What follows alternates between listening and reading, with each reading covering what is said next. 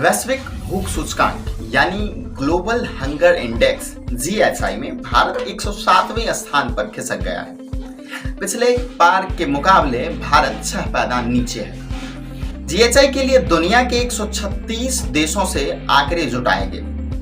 इनमें से 121 देशों की रैंकिंग की गई। बाकी 15 देशों के समुचित आंकड़े नहीं होने के कारण उनकी रैंकिंग नहीं की जा सकी। इस रैंकिंग में भारत अपने लगभग सभी पड़ोसी देशों से पीछे है। केवल अफगानिस्तान से ही भारत की स्थिति थोड़ी सी बेहतर है। अफगानिस्तान इस सूची में 109वें स्थान पर है।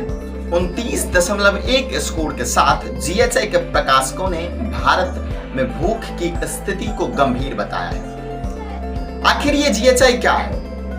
इस बार सबसे बेहतर रैंकिंग किन देशों की है? सबसे खराब रैंकिंग वाले देश कौन से हैं? भारत और उनके पड़ोसी देशों का क्या हाल है? अमेरिका, ब्रिटेन, फ्रांस जैसे देशों का क्या? जीएचआई निकालते कैसे हैं? बीते 2 दशक में भारत की रैंकिंग और जीएचआई स्कोर कितनी सुधरी है या बिगड़ी है?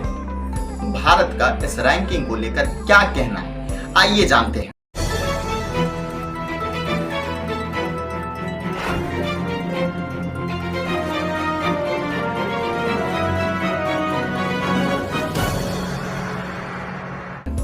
नमस्कार, मैं आशीष कुमार मंडल और आप देख रहे हैं सोशल न्यूज। सन 2000 से लगभग हर साल जीएचआई जारी होता है। इस रिपोर्ट में जितना कम स्कोर होता है उस देश का प्रदर्शन उतना बेहतर माना जाता है। कोई देश भूख से जुड़े सतत विकास लक्ष्यों को कितना हासिल कर पा रहा है, इसकी निगरानी करने का साधन वैश्विक भूख सूचकांक यानी जीएचआई है, जिसका इस्तेमाल अंतरराष्ट्रीय रैंकिंग के लिए किया जाता है। जीएचआई किसी देश में भूख के 3 आयामों को देखता है। पहला, देश में भोजन की अपर्याप्त उपलब्धता। दूसरी, बच्चों की पोषण स्थिति में कमी। और तीसरा, बाल मृत्यु दर। देखिए, जहां तक रैंकिंग दिए जाने की बात है तो यह 4 पैमाने पर दी जाती है। कुल जनसंख्या में कुपोषितों की आबादी कितनी है? 5 साल से कम उम्र के बच्चों में समुचित शारीरिक विकास नहीं होने की समस्या कितनी है? 5 साल से कम उम्र के बच्चों में लंबाई नहीं बढ़ने की समस्या कितनी है? 5 साल से कम उम्र के बच्चों की मृत्यु दर कितनी है? इन मानकों पर अलग अलग देशों के 100 बिंदु पैमाने पर रैंक किया जाता है। इसमें 0 से 100 क्रमशः सर्वश्रेष्ठ और सबसे खराब संभव स्कोर हैं। 9 या 9 से कम स्कोर का मतलब उस देश में स्थित बेहतर है। भूख की समस्या कम है। 10 से 19.9 तक के स्कोर वाले देशों में भूख की समस्या नियंत्रित स्थिति में मानी जाती है।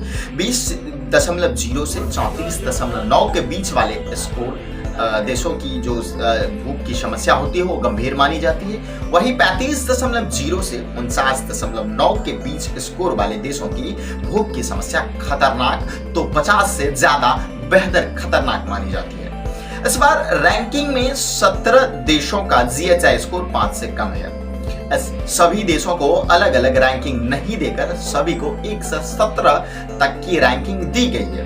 जीएचआई की ओर से कहा गया है कि इन देशों में आंकड़ों में बहुत कम का अंतर है। इन 17 देशों में बेलारूस, बेशानिया और हर्जेगोविना, चीन, Croatia, Estonia, Hungary, Kuwait, लतविया, Lithuania, Montenegro, उत्तरी मैसेडोनिया, रोमानिया, सर्बिया, स्लोवाकिया, तुर्की और उरुग्वे शामिल हैं।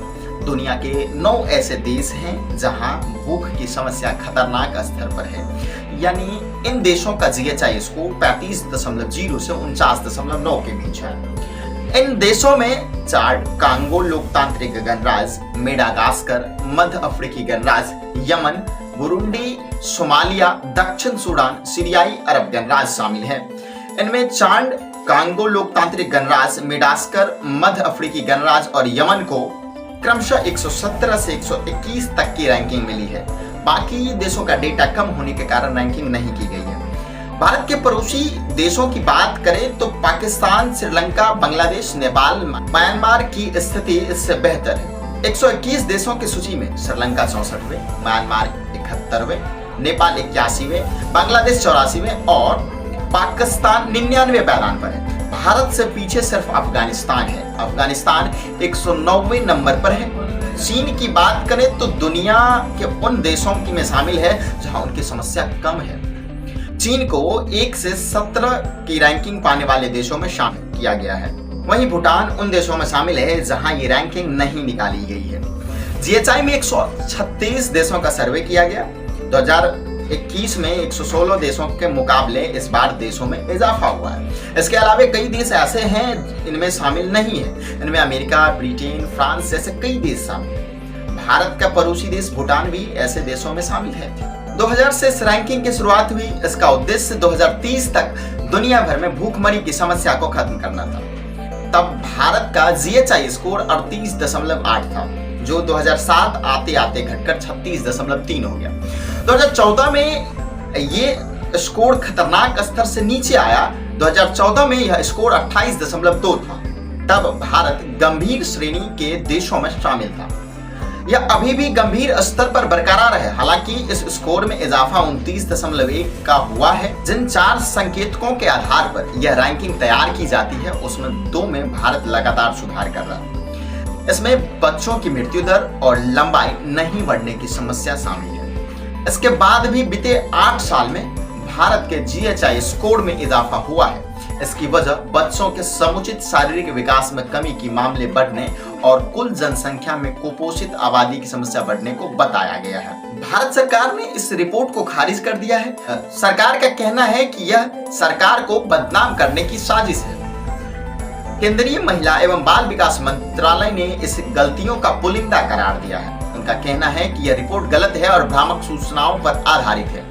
सूचकांक के मापदंड और कार्यप्रणाली भी वैज्ञानिक नहीं है। मंत्रालय का कहना है कि इसके 4 संकेतकों में से 3 बच्चों से जुड़े हैं, जो संपूर्ण आबादी की जानकारी नहीं देता है। मंत्रालय के मुताबिक चौथा और सबसे अहम सूचकांक कुल जनसंख्या में कुपोषित आबादी का है। यह केवल 3000 लोगों के बहुत ही छोटे सैंपल पर किए गए जनमत सर्वेक्षण पर आधारित है।